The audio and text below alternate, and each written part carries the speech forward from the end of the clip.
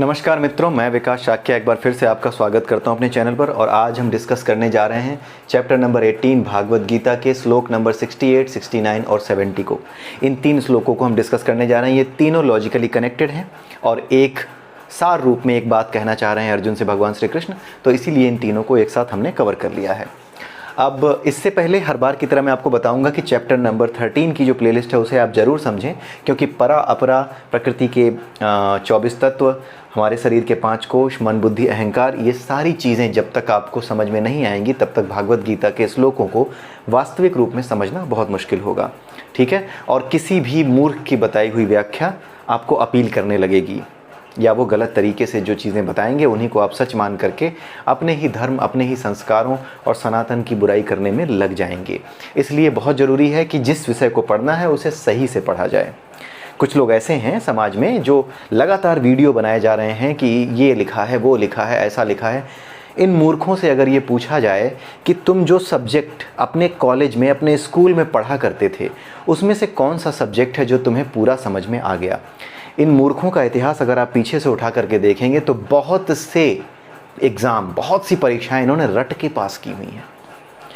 60% चीज़ें हो सकता है इनकी समझ में आ जाती हों, लेकिन 40% फिर भी ये रट के जाते थे। ये लोग जो अपने विषय, अपना विज्ञान, अपना ज्ञान जो कि भौतिक ज्ञान है उसे नहीं समझ पाए, जो किताबों में है, सामने एक गुरु खड़ा होता है, बता रहा होता है, वहाँ पर वो केंद्रित नहीं हो पाए, तो ऐसे लोग आप सोच करके देखिए, क्या ऐसे लोग इतने कठिन ज्ञान को आपके सामने सही रूप में रख पाएंगे? नहीं रख पाएंगे। इन बातों को सही तरीके से समाज के अंदर फैलाइए, इन बातों को पहुँचाइए, इन विचारों को पहुँचाइए। आप स्वयं महसूस करके देखिए कि उन लोगों से जो कि भागवत गीता या मनुस्मृति या किसी भी चीज़ का जिस तरह से वो व्याख्या करने बैठते हैं, क्या ये इतने विद्वान हैं? क्या इन्होंने अपनी ज़िंदगी में अपने वो विषय भी समझे होंगे जिसे ये स्कूल में लगातार पढ़ते थे, कॉलेज में लगातार पढ़े हैं ये, और फिर भी अपनी ज़िंदगी में जब कुछ नहीं कर पाए तो क्या करने लगे? ईश्वर का विरोध करने के लिए, थोड़ी सी पॉपुलैरिटी बटोरने के लिए इन्होंने यूट्यूब पे वीडियो बनाने शुरू कर दिए। किस लिए? ईश्वर के विरोध के लिए। यही इनके जीवन का उद्देश्य है। ज़रा सोच करके देखिए कि अपने सारे कर्म छोड़ करके, कर्मों को छोड़ करके, पुरुषार्थ को छोड़ करके ये ईश्वर के अस्तित्व को नष्ट करने, लोगों के दिमाग को बहकाने के लिए किस तरीके से लगे हुए हैं। ये अपनी पूरी ज़िंदगी में एक एक मिनट जो इस काम में बर्बाद कर रहे हैं, इसका कोई हिसाब नहीं है इनके पास कि इन्होंने कितना समय अपने जीवन का और अपने साथ साथ उन मूर्खों के जीवन का ही बर्बाद कर दिया जो इनके परम भक्त हैं। मूर्खों के भी परम भक्त हैं।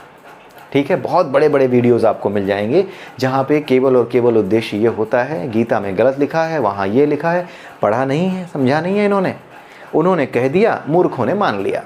ठीक है। तो यही चल रहा है। इसलिए अगर हमें सही से पढ़ना है तो ये परा अपरा प्रकृति के 5 तत्व और अलंकारिक भाषा, जो मेटाफरिक लैंग्वेज होती है, उसको समझना बहुत ज़रूरी है। वेद पुराणों की भाषा समझना इतना आसान नहीं है जब तक कि आप ये नहीं समझ जाते कि वेदों को पढ़ना कैसे है, पुराणों की भाषा को, उपनिषदों की भाषा को कैसे समझना है। और भागवत गीता, अगर आप उपनिषदों की भाषा कैसे समझना है, वेदों की भाषा कैसे समझना है, इन बातों को 6 वेदांगों के माध्यम से, 6 वेदांग हैं, उनमें से एक है व्याकरण, एक है निरुक्त। ठीक है। जब तक इन वेदांगों को नहीं समझ लेते, अलंकारों का मतलब नहीं जान जाते, उत्प्रेक्षा अलंकार और रूपक अलंकार का अर्थ आप नहीं जानते, तब तक वेदों और पुराणों में लिखी हुई अलंकारिक भाषा आपको समझ में नहीं आएगी। ये आप समझ लीजिए। और फिर आपको यही लगेगा कि लिखा क्या हुआ है, जबकि आपने बचपन में मेटाफर्स पढ़े होंगे, आपने ऐसी कहानियाँ बहुत सी पढ़ी होंगी जहाँ पर बात कुछ और की जा रही है लेकिन मैसेज कुछ और है। ये बहुत सामान्य सी समझ की बात है। इसी तरीके से जो हमारा हिंदी साहित्य है, जो संस्कृत लिटरेचर है, वो बहुत ही महान है और बहुत ही ज़्यादा रिच है। आप एक छोटे से एग्जाम्पल से समझिए। जो दोहा आप देखते हैं ना, जो आपने रामचरितमानस में दोहे लिखे हुए देखे हैं, आप ये समझिए कि उसमें ना निश्चित नंबर की मात्राएं होती हैं। जो लिखा जाता है दोहों में ना, उस पर जो मात्राएँ होती हैं उनकी गिनती निश्चित होती है। 16 मात्राएँ होती हैं दोहे में।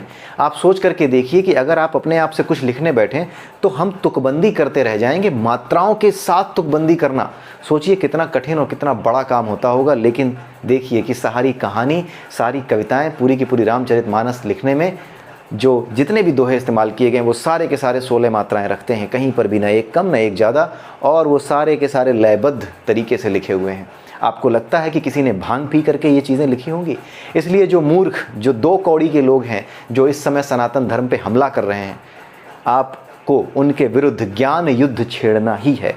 और ज्ञान युद्ध छेड़ने का सीधा सा तरीका है, भागवत गीता से शुरू हो जाइए, क्योंकि भागवत गीता ही अर्जुन को, यानी आपको, जो आपके भीतर सोया पड़ा है अर्जुन, उसको जगाने का काम करती है। भागवत गीता इस समाज के अर्जुनों के लिए ही कही गई है, जो भ्रमित हैं, जो ये नहीं समझ पा रहे कि सही कैसे करें, जो सही क्या है गलत क्या है ये उन्हें पता है, लेकिन वो सही को करें कैसे, जो सही कार्य है वो करें कैसे, उसमें तो हजारों बाधाएं आती हैं, लोग उसमें बाधाएं डालते हैं, उसको करें कैसे। इन्हीं प्रश्नों का उत्तर और इन्हीं उलझनों को दूर करती है भागवत गीता, यानी भगवान कृष्ण। तो भागवत गीता इस समाज के अर्जुनों के लिए ही कही गई है। अर्जुन उस व्यक्ति का प्रतीक है। अर्जुन देखिए क्या कर रहा था, रथ पे खड़ा होकर के कह रहा था मैं नहीं लड़ पाऊंगा, मुझे भ्रम हो रहा है, मैं कैसे मारूं, क्या करूं। ठीक ऐसे ही भ्रम इस समाज में उन शरीफ लोगों को होते हैं। अक्सर शरीफ आदमी को आप यही कहते सुनेंगे, अरे कर तो देना चाहिए, सज़ा तो उसे मिलनी चाहिए, लेकिन हम कर कैसे दें, हम लोग ऐसे नहीं हैं, हमें ये सब शोभा नहीं देता, ठीक है। या फिर ये निर्णय हम कैसे लें, ऐसा निर्णय लेंगे तो ये बुरा हो जाएगा, वो बुरा हो जाएगा। तो उनमें जो श्रद्धा को, अपनी श्रद्धा की जो कमी होती है, उनके अंदर जो विश्वास की कमी होती है, उसी विश्वास को पूरा करती है, उन जालों को हटाती है भागवत गीता, ठीक है। इसीलिए भागवत गीता समझना बहुत ज़रूरी है, आज के समय में तो सबसे ज़्यादा ज़रूरी है।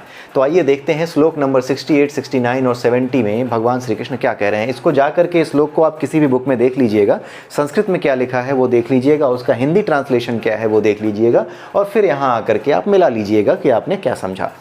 68 में भगवान श्री कृष्ण कहते हैं कि जो भक्तों को यह परम रहस्य बताता है। पिछले श्लोक में भगवान श्री कृष्ण ने, पिछले वीडियो में हमने देखा कि भगवान श्री कृष्ण ने क्या कहा है कि कोई भी ऐसा आदमी जो भक्त ना हो उससे ये गीता ना कही जाए। यहाँ पे वो क्या कह रहे हैं कि जो भक्तों को परम रहस्य बताता है। यहाँ पर भी उसी चीज़ को आगे बढ़ा रहे हैं कि बाकी किसी को तो नहीं देना है ज्ञान, लेकिन कुछ ऐसे भक्त होते हैं जो जानना तो चाहते हैं लेकिन भ्रमित हैं, या उनकी जो भक्ति है वो किसी तरीके से कहीं पर उनको सही तरीके से सही मार्ग पे नहीं ले जा पा रही, वो फिर भी बार बार भटक जाते हैं भक्त होने के बावजूद भी। तो ऐसे भक्तों को जो ये परम रहस्य बताता है, उनके जो मन में जो दुविधाएं हैं उन्हें दूर करता है, वह शुद्ध भक्ति को प्राप्त करेगा, वो खुद भी शुद्ध भक्ति का फल पाएगा, यानी प्योरिटी आ जाएगी उसकी अपनी खुद की भक्ति में, ठीक है। और अंततः वह मेरे पास आएगा। क्यों? क्योंकि प्योरिटी कैसे आ जाएगी?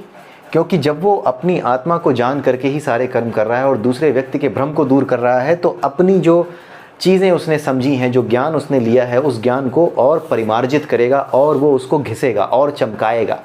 ठीक वैसे ही जैसे आप कोई सब्जेक्ट पढ़ लो, समझ में तो आ गया, लेकिन अगर आप उसे ना दोहराओ, उसका मनन ना करो, किसी और से उसका डिस्कशन ना कर पाओ, तो आपको वो विषय ज़्यादा समय तक याद नहीं रह पाएगा। अगर आप आज की डेट में आपने कभी पढ़ा होगा डायोड, ट्रायोड, टेट्रोड, पेंटोड, अगर आप फिजिक्स के स्टूडेंट हैं तो डायोड वाल्व, ट्रायोड वाल्व, इनके बारे में पढ़ा होगा, लेकिन आज की डेट में वो आपको याद नहीं आते। क्यों नहीं याद आते? क्योंकि अब उनका चिंतन मनन या उसके बारे में डिस्कशन आपका कम हो गया है, ठीक है। इसी तरीके से भक्ति का भी नियम है, इसे सारा जीवन करते रहना है, कर्म करते रहिए, जो आपके रोज़ के काम है वो करते रहिए, लेकिन इन विषयों पर भक्तों से हमेशा चर्चा करते रहिए, ताकि आप शुद्ध भक्ति से डिगे नहीं। जब भी आप किसी अच्छी चीज़ को किसी और को बताते हैं तो आपका ध्यान और स्थिर हो जाता है। आप खुद करके देखिएगा कि अगर आप एक अच्छे मैथमेटिक्स को जानने वाले स्टूडेंट हैं या फिजिक्स को जानने वाले स्टूडेंट हैं, और कहीं अगर मौका मिल जाए कि उस फिजिक्स के उस कॉन्सेप्ट को किसी और के साथ डिस्कस करना है, जो आपसे कुछ पूछ रहा है या कोई शंका व्यक्त की है उसने, आप उसे बताते हैं और उसके बाद देखिए आपको कितनी शांति मिलती है। एक ऐसा चिंतन मनन उस माध्यम से हो जाता है कि आपको वो विषय और क्लियर हो जाता है। इसीलिए कहा गया है कि जो भक्तों को यह परम रहस्य बताता है, यानी इसको दोहराता है अपने लिए, वो शुद्ध भक्ति को प्राप्त करेगा और अंततः मेरे पास ही आएगा, ठीक है। इस संसार में उससे अधिक, यानी ऐसा आदमी जो कि भक्तों के साथ इन बातों पर चर्चा करता है, उससे अधिक प्रिय सेवक मेरा कोई नहीं है, ठीक है। क्यों? क्योंकि उसकी मुक्ति की संभावना, यानी उसके अपरा से परा में मिल जाने की संभावना, यानी परमात्मा यानी परालोक में पहुंच जाने की संभावना बहुत ज़्यादा बढ़ जाती है, ठीक है। जब संभावना बढ़ गई, इसका अर्थ क्या है कि ईश्वर के लिए वो विशेष हो चुका है, तभी उसकी संभावना बढ़ गई है। उसकी बनाई हुई प्रकृति में जिस तरह के नियम उसने बनाए, उन नियमों के अनुसार वो खरा उतरता जा रहा है उनकी तरफ आने के लिए, ठीक है। तो ये चीज़ उन्होंने बोली है कि इस संसार में उससे अधिक प्रिय सेवक मेरा कोई नहीं है, और मैं ये घोषित करता हूँ कि जो हमारे इस पवित्र संवाद का अध्ययन करता है, यानी भागवत गीता को जो भी पढ़ता है, ऐसा भक्त जो कि भागवत गीता को पढ़ता है, मेरे और तुम्हारे यानी अर्जुन और भगवान श्री कृष्ण के संदेश को, उनकी बातचीत को समझता है, वह अपनी बुद्धि से मेरी पूजा करता है। यानी उसकी बुद्धि ये समझ जाती है कि इस संसार में यदि किसी पर विश्वास करना है और किसी पर विश्वास करके अगर कर्म करते रहना है, अपने रोज़मर्रा के काम करते हैं, तो वो केवल और केवल ईश्वर है। इसके अतिरिक्त इस संसार में किसी के आगे झुकने की, अपने आत्मसम्मान को गिराने की, किसी के तलवे चाटने की कोई आवश्यकता नहीं है। व्यक्ति का सम्मान करना, अपने से बड़े पदाधिकारियों का सम्मान करना, ये सामान्य शिष्टाचार है। ये सामाजिक ताने बाने को बनाए रखने की आवश्यकता भी है, लेकिन बिना वजह किसी गलत चीज़ को स्वीकार करने की आवश्यकता ऐसे व्यक्ति को नहीं रह जाती कि हाँ कोई बड़ा है तो वो जो कह रहा है वो दिन को रात कह रहा है तो उसे मान लेना है, उसको कबूतर का हलवा खाना है तो वो भी बना के दे देना है। ये काम ऐसा आदमी नहीं करता। ये वही कर्म करता है जहाँ तक इसको ये पता होता है कि मेरा आत्मसम्मान और ईश्वर के प्रति मेरी श्रद्धा, ये दोनों सुरक्षित हैं, मेरी भक्ति सब कुछ सुरक्षित है। ठीक है, तो वो इस तरीके से कर्म करता है। तो यही था 68, 69 और 70 का सार। अगले वीडियो में फिर मिलेंगे, तब तक के लिए नमस्कार।